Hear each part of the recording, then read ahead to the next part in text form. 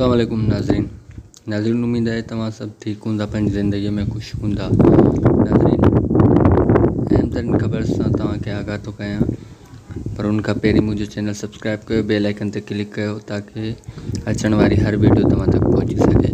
नाज़रीन पिछली वीडियो में तव्हां ॾिठो हूंदो कि दुआ मेमन ऐं मुमताज़ मौलाई जेके सिंध जा फेमस कलाकार आहिनि उन्हनि जे बारे में तव्हांखे ॿुधायो हुयो।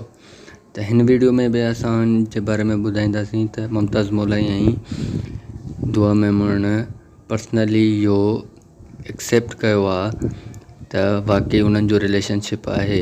इनखे मद्दे नज़र रखंदे हुए त फ़ाइज़ा अली जेका सिंध जी फेमस सिंगर आहे उहा तमामु घणो जेलस फील थी करे, त उन पंहिंजी वीडियो में इहो ॿुधायो कि मूंसां मुमताज़ मौलाई रिलेशन रखियो ऐं मूंखे धोखो ॾिनो आहे ऐं तमामु घणो हू रोए बि पई इन जे करे। त नाज़रीन वीडियो खे ॾिसंदा हलो त दुआ मेमन हिन वक़्तु तमामु ख़ुशि आहे मुमताज़ मौलाई सां रिलेशनशिप में, ऐं हालांकि उन साफ़ ज़ाहिर त न कयो, बट वीडियो में इहो ॿुधायो कि मे बि थी सघे थो कि असांजी शादी थिए, यानी कि मुमताज़ मौलाई ॿी शादी करे, पर ईअं थी बि सघे थो न थी थो सघे। पर अगरि ईअं थी वियो त पोइ उन्हनि जो रिलेशन वाक़ई में ईअं लॻंदो कि सचो आहे। पर नाज़रीन वीडियो में उन्हनि चयो कि मुमताज़ मौलाई सां तमामु घणी ख़ुशि आहियां ऐं मुमताज़ मौलाई जहिड़ो ई हस्बैंड खपे। इन मां साफ़ ज़ाहिर थिए थो कि हिननि जो शादी जो को प्लान आहे। वधीक तव्हांखे अपडेट कंदा हलंदासीं, वीडियो खे तव्हां ॾिसंदो हलो। त पोइ वीडियो में बि मां इन बारे में तव्हांखे ॿुधायो हो त मुमताज़ मौलाई ऐं दुआ मेमन लिटरली इहो एक्सेप्ट कयो आहे त असां ॿई रिलेशनशिप में आहियूं ऐं तमामु घणा ख़ुशि आहियूं।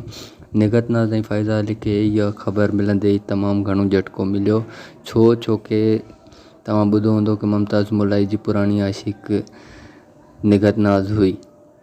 हिननि जो काफ़ी टाइम ते रिलेशनशिप रहियो, कुझु मसइला मसाइल जी वजह सां दादू में हिननि परफॉर्मेंस पे कई जिते उन्हनि जो झगड़ो थी पियो। उन झगड़े खां पोइ हिननि जो रिलेशन जेको आहे वधीक ख़राबु थींदो वियो। उन खां पोइ वरी हिन मुमताज़ मौलाई फ़ाइज़ा अली सां रिलेशनशिप रखियो, फ़ाइज़ा अली सां बि रिलेशनशिप ख़राबु थी वियो। हाणे वरी दुआ मेमन सां रिलेशनशिप रखियो आहे। त इहो ॿुधी फ़ाइज़ा अली ऐं निगत नाज़ तमामु घणा बेचैन आहिनि ऐं कोशिश में लॻा पिया आहिनि त मुमताज़ मौलाई सां राब्तो कनि, पर अहिड़ी का कोशिश ज़ाहिर न पई थिए। त नाज़रीन वीडियो खे ॾिसंदा हलो त दुआ मेमन ऐं मुमताज़ मौलाई जो हिकु तमामु घणो रिलेशनशिप गहरो थी चुको आहे। हुननि बाक़ाइदे एक्सेप्ट कयो आहे कि दुआ मेमन मुंहिंजी गर्लफ्रेंड आहे ऐं हू तमामु घणो ख़ुशि आहिनि पंहिंजी ज़िंदगी में।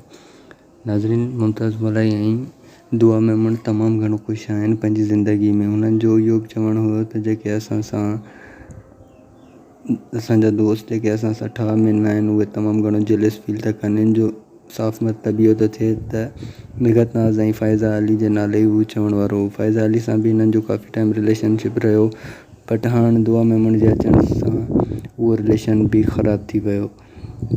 त हाणे फ़ाइज़ा अली ऐं निगत नाज़ तमामु घणो ॾुख में आहिनि। त नाज़रीन अॻिते बि तव्हांखे ॿुधाईंदा हलंदासीं, वधीक जेके बि वीडियोज़ हूंदियूं, जेके बि अपडेट्स हूंदियूं असां तव्हांखे ॿुधाईंदा हलंदासीं। वीडियो खे पूरो ॾिसो ऐं पूरो ॾिसण जे लाइ वॾी महिरबानी। वरी बि चवां थो त मुंहिंजे चैनल खे सब्सक्राइब कयो, बेल आइकन ते क्लिक कयो ताकि अचण वारी हर वीडियो तव्हां तक पहुची सघे। शुक्रिया।